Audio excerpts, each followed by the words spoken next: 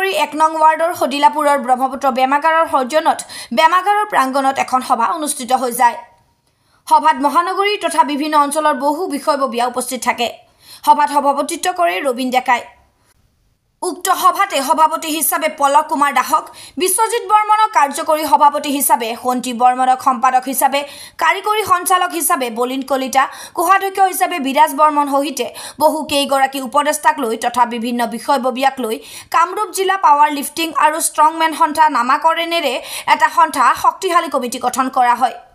Rural power lifting এছ'চিয়েশ্যনখন আজি ইয়াত গঠন কৰা হ'ল আৰু গোটেই আমাৰ আসাম ষ্টেট কমিটিৰ পৰা গোটেইখিনি আহিছিল। এই কমিটিখনৰ পূৰ্ণাংগ কমিটি এখন হৈছে আৰু বাকী কিছুমান আছে, এইবিলাকৰ নামবিলাক ভৰাব লাগিব। বাকী সকলোৰে সহায় সহযোগিতা আগবঢ়াৰ কাৰণে মই মোৰ জিমৰ ফালৰ পৰা অশেষ ধন্যবাদ জ্ঞাপন কৰিলোঁ। গাৰ জোৰ আৰু মানসিক জোৰ কিমান আছে এইটো চোৱাটোৱে আমাৰ মেইন কথা। এই খেলটো খুব পপুলাৰ হ'ব বুলি আমি আশা কৰোঁ আৰু এইটো কমাৰ্চিয়েল গেম হয়। এইটো খুব আগলৈ এই ধৰণে জিলা সমিতিবিলাক গঠন হৈ থাকিব আৰু খেল হ'ব, পৰ্যায়ক্ৰমে আপোনালোকক জনোৱা হ'ব। এই কি কয় হদিলাপুৰৰ ব্ৰহ্মপুত্ৰ জিমত আমি দুখন কি পাৱাৰ লিফটিং আৰু ষ্ট্ৰংমেন কমিটি গঠন কৰা হ'ল।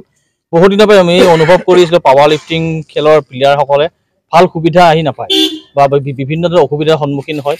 সেয়ে আমি গোটেই গুৱাহাটী আৰু হদিলাপুৰ কামৰূপ ৰুৰেলৰ গোটেই মানুহখিনি লগ খাই পেলাই এটা সিদ্ধান্ত ল'লোঁ যে এই খেলটো আগুৱাই নিব পাৰোঁ আৰু প্লেয়াৰৰ কাৰণে কিবা এটা কৰিব পাৰোঁ। সেই সূত্ৰে আমি Kamrup district rural power lifting and strongman association আৰু গুৱাহাটী মেট্ৰ' বুলি আমি এখন এছ'চিয়েশ্যন হেৰি কৰিলোঁ আৰু এই এছ'চিয়েশ্যনখন আমি এটা সিদ্ধান্ত ল'লোঁ অতি সোনকালে আমি খেল এখন পাতিম।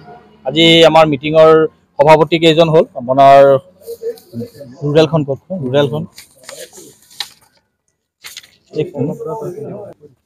আচ্ছা, সভাপতি হৈছে পল্লৱ দাস আৰু কাৰ্যকৰী সভাপতি পাতিলে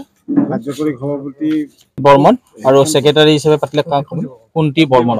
আৰু সেইদৰে আমাৰ গুৱাহাটীখনত হ'ল দেৱজ্যোতি বুঢ়াগোহাঁই তেওঁ সভাপতি, প্ৰণৱ কলিতা কাৰ্যকৰী সভাপতি, অঞ্জন পুজৰ বৰুৱা সম্পাদক আৰু আমি সেইদৰে পিছত বহি আমি কমিটিখন বনাই লওঁ। নিউজ ডেস্ক ৰিপৰ্ট ইত্যাদি A to Z।